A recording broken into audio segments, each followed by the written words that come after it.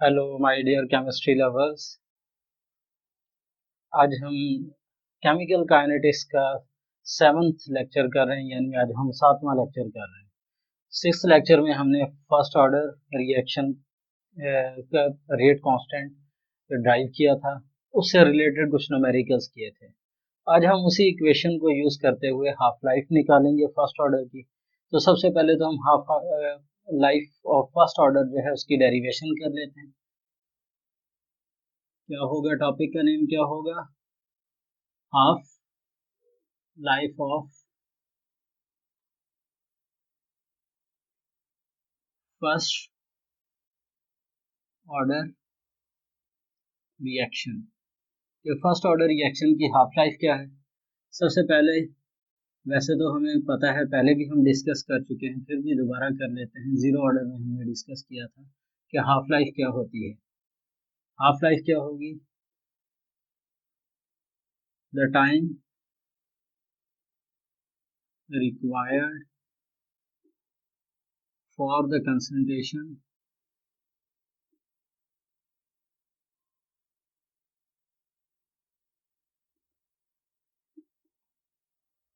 Of reactants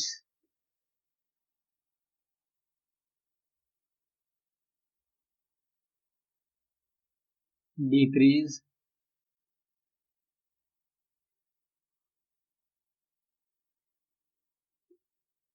towards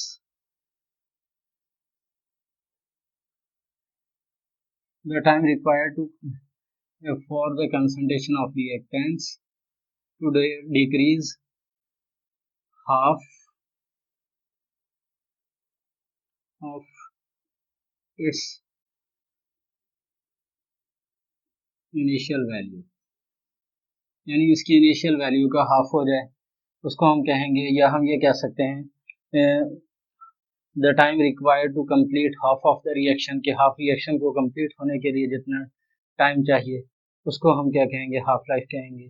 या हम ये कह सकते हैं the time required for the formation of half of the product from the reactants, reactant में से प्रोडक्ट हाफ बनने में जितना टाइम लगे वो उसकी क्या होगी? हाफ लाइफ होगी। अच्छा, अब हाफ लाइफ करने के लिए, क्योंकि हम फर्स्ट ऑर्डर की हाफ लाइफ निकाल रहे हैं, तो इसकी जो के था, ये हमने क्या कहा था कि ये है 2.303 अपॉन टी लॉग ए ओवर ए माइनस एक्स है। अच्छा, अब ए क्या है? ए हमें पता है कि ये क्या है? Initial concentration. ये है इनिशियल कंसंट्रेशन। और ए माइनस एक्स क्या है? कि जितना एक्स बनता जाएगा उतना ये कम होता जाएगा। ये यानी हमारे पास क्या होगा? ए इनिशियल कंसंट्रेशन हो गया, और ए माइनस एक्स क्या होगा? जितना एक्स बनता जाएगा ए उतना कम होता जाएगा। यानी बाकी कितना जो है वो रिएक्टेंट कितना रह गया है, वो क्या कहलाएगा? आपका ए माइनस एक्स कहलाएगा। अगर हम क्या करेंगे फॉर हाफ लाइफ, हम क्या करेंगे हाफ लाइफ के लिए? आपका जो टी होगा वो टी हाफ हो जाएगा, T is equal to T half, और एक्स जो होगा वो ए अपॉन टू के इक्वल हो जाएगा। अगर हम इसको इक्वेशन वन करें तो सब्स्टिट्यूटिंग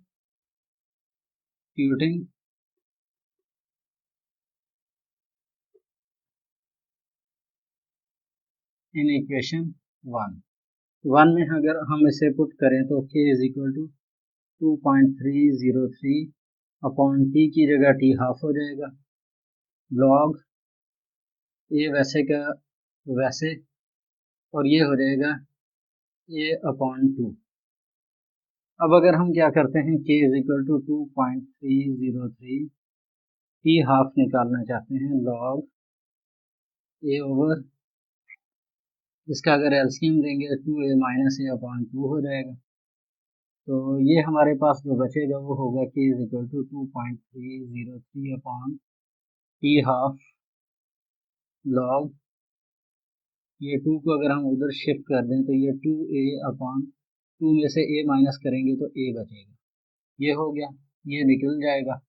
अब आपके पास k क्या बनेगा, k is equal to 2.303 upon t half log 2। अच्छा, अब आप क्या करते हैं कि log 2 लेते हैं और ये उसको 2.303 से मल्टीप्लाई करें, 0.693 बनेगा अपॉन टी हाफ को अगर आप इधर ले जाएं, t half is equal to 0.693 upon k, यानी आपके पास क्या हो जाएगा कि जो हाफ लाइफ होगी वो 0.693 अपॉन के इक्वल हो जाएगी। यानी इस तरीके से आप क्या कर सकते हैं, इसकी हाफ लाइफ निकाल सकते हैं। अच्छा, अब ये जो होता है यानी जो log 2 होता है, ये किसके इक्वल होता है, 0.301 के इक्वल होता है। यानी आप याद रखिएगा कि अगर आपने log 2 लेना है तो 0.301 के इक्वल होगा। यानी आपने क्या किया, log 2 लिया, वो आया 0.301 के इक्वल, आपने इसको 2.303 से मल्टीप्लाई किया तो 0.693 आ गया। अब इससे हमें दो चीज़ों का पता चलता है, वो कौन कौन सी। एक तो हमें ये पता चलता है कि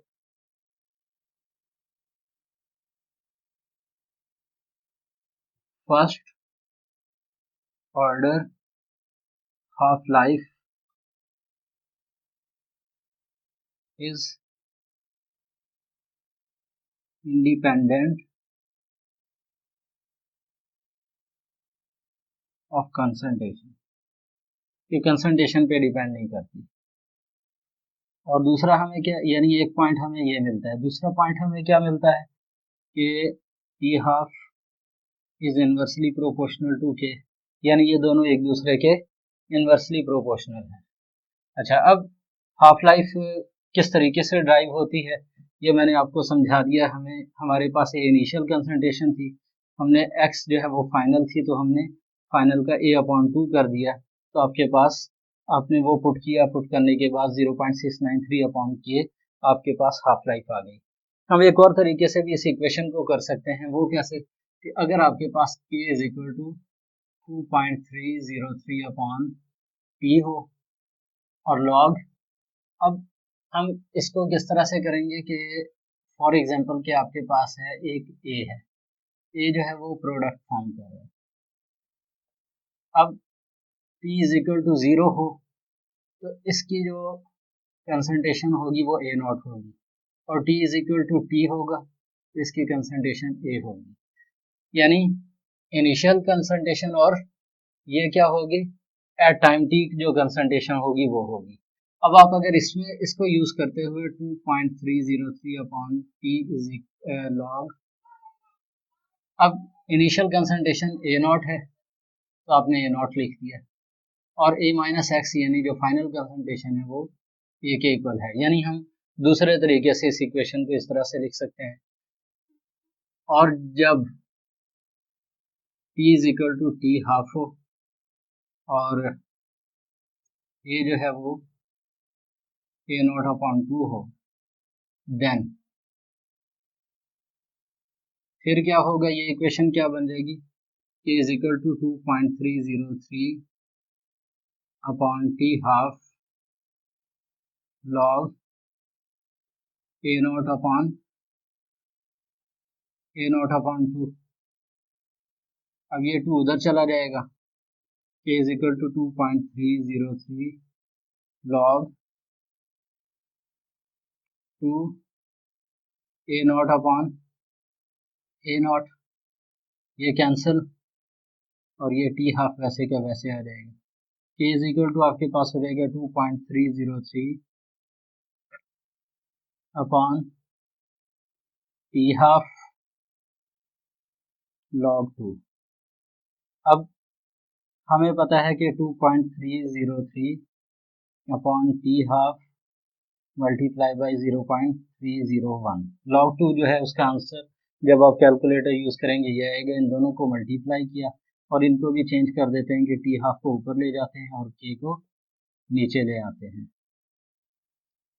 तो अब इनको मल्टीप्लाई किया 0.693 अपॉन के आ गया, यानी ये क्या हो जाएगा, इस तरह से आप इसकी हाफ लाइफ निकाल सकते हैं। यानी आप ये भी यूज कर सकते हैं, ये भी यूज कर सकते हैं, दोनों तरीके से निकाल सकते हैं। जो तरीका आपको आसान लगे आप दोनों को अपने से कोई एक तरीका अप्लाई करके आप हाफ लाइफ की इक्वेशन निकाल सकते हैं। और इससे हमें ये भी पता चल गया कि ये जो है कंसंट्रेशन पे फर्स्ट ऑर्डर की हाफ लाइफ की इक्वेशन डिपेंड नहीं करती। अब यानी फर्स्ट ऑर्डर के लिए हमें हाफ कंसंट्रेशन की ज़रूरत नहीं पड़ेगी अगर हमें हाफ लाइफ निकालनी है। सिर्फ और सिर्फ हमें क्या पता होना चाहिए, रेट कांस्टेंट होना चाहिए। और हमें ये भी पता है कि रेट कांस्टेंट हमेशा टेम्परेचर पे डिपेंड करता है, कंसंट्रेशन पे नहीं। और दूसरा ये है कि हाफ लाइफ और ये जो है हाफ लाइफ और रेट कांस्टेंट दोनों एक दूसरे के इन्वर्सली प्रोपोर्शनल है। अगर इन्वर्सली प्रोपोर्शनल हैं यानी इसका मतलब ये हुआ कि हमें पता है हाफ लाइफ का मतलब टाइम है, टाइम का यूनिट सेकंड होता है, तो इट मींस कि रेट कांस्टेंट का यूनिट सेकंड इनवर्स हो जाएगा। हमने हाफ लाइफ की इक्वेशन ड्राइव कर ली। अब हम हाफ लाइफ के कुछ न्यूमेरिकल प्रॉब्लम्स सॉल्व करते हैं ताकि ये और क्लियर हो जाए। इसके लिए सबसे पहले ये है कि compound a decomposes to form b and c, the reaction is first order. यानी आपके पास एक रिएक्टेंट है ए है जो क्या कर रहा है बी और सी प्रोडक्ट बना रहा है। At 25 degree centigrade the rate constant for the reaction is, यानी इसका जो रेट कांस्टेंट के है वो कितना है 0.450 सेकेंड इनवर्स है। What is the half life, यानी टी हाफ आपने फाइंड करना है। जब आप इसे सॉल्व करेंगे तो किस तरह से सॉल्व होगा, we know that first order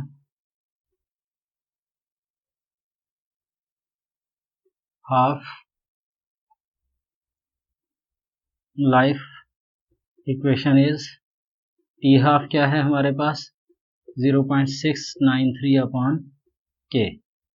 अब t half is equal to 0.693 upon k हमारे पास है 0.450।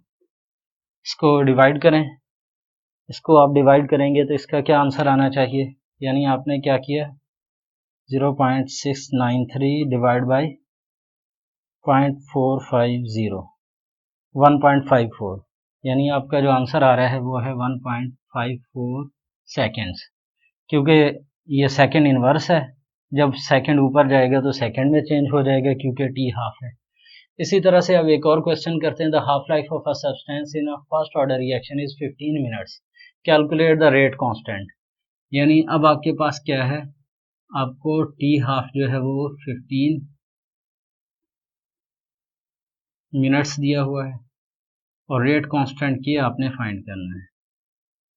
अब आप इसको कैसे सॉल्व करेंगे, अगर आप चाहते हैं कि आपका आंसर मिनट्स के अंदर ही रहे फिर आप क्या करेंगे, फिर आप लिखेंगे जैसे है t half is equal to 0.693 upon k है, हमें क्योंकि के फाइंड करना है तो के इधर चला जाएगा और 69 टी हाफ नीचे आ जाएगा। अब आपने क्या किया, k is equal to 0.693 divide by 15, यानी आप क्या करते हैं 0.693 डिवाइड बाई 15 करते हैं तो आपका जो आंसर आएगा वो 0.0462 मिनट इनवर्स है। लेकिन अगर फॉर एग्जांपल आप इसका आंसर लेना चाहते हैं सेकंड्स में तो फिर 0.693 divide by 15 into 60 is equal to, अब क्या होगा 0.693 डिवाइड बाई 900, यानी अब आपने क्या किया 0.693 जो है 693 को आपने डिवाइड कर दिया 900 से, ये आ गया 7.7 मल्टीप्लाई 10⁻⁴ सेकेंड्स इनवर्स। ठीक है, यानी आप क्या कर सकते हैं कि ये तो एक सिंपल से क्वेश्चंस थे।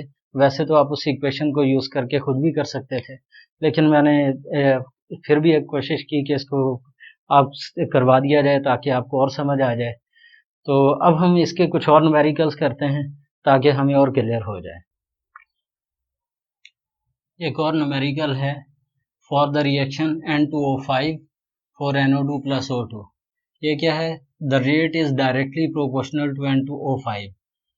90% N2O5 reacts in 3600 second. Find the value of the rate constant. यानी अब हमें क्या दिया हुआ है? N2O5 हमें बताया कि रेट जो है वो क्या है?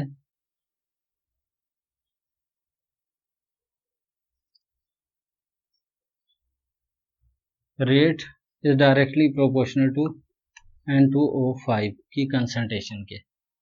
अब ये रिएक्शन जो है एक्सपेरिमेंटली प्रूव्ड है कि रिएक्शन इज फर्स्ट ऑर्डर।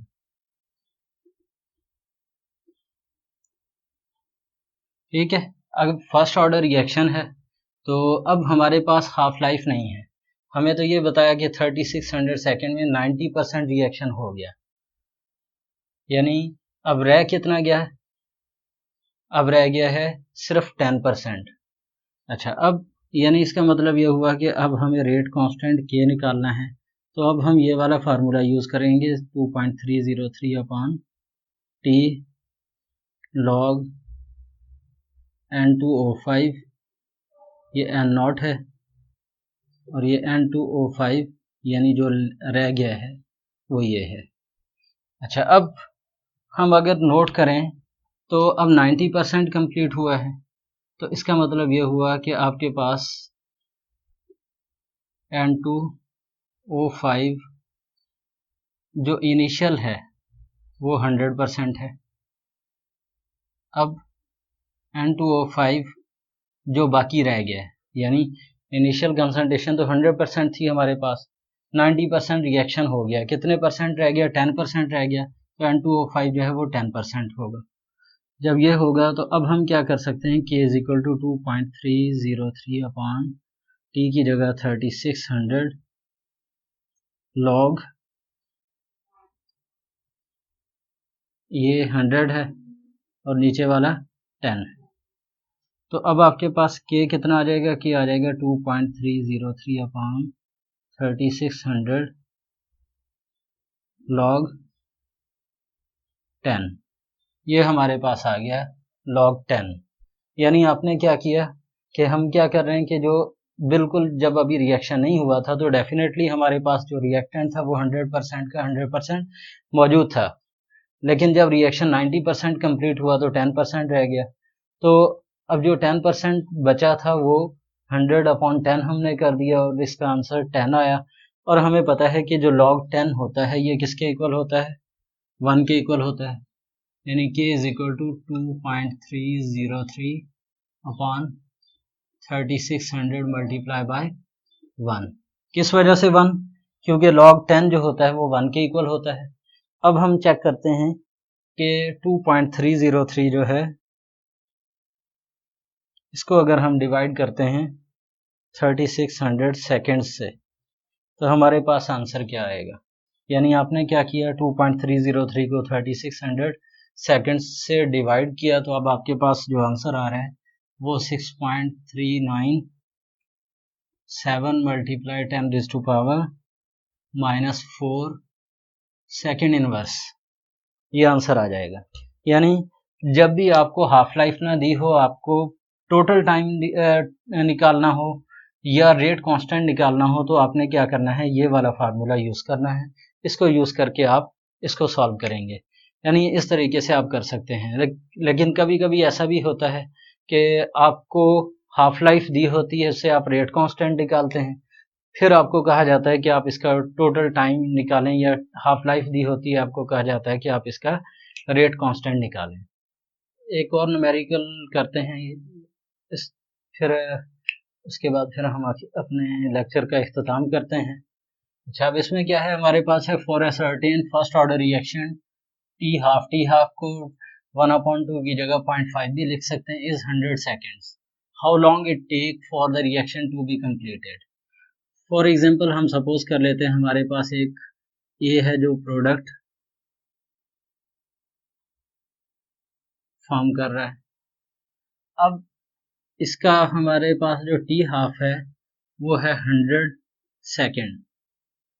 अब 100 सेकेंड है। अब हाउ लॉन्ग का मतलब यह है कि आपने टाइम पता लगाना है कि कितनी देर में रिएक्शन कंप्लीट होगा, यानी टाइम आपने लगाना है फॉर 75% कंप्लीटेड रिएक्शन।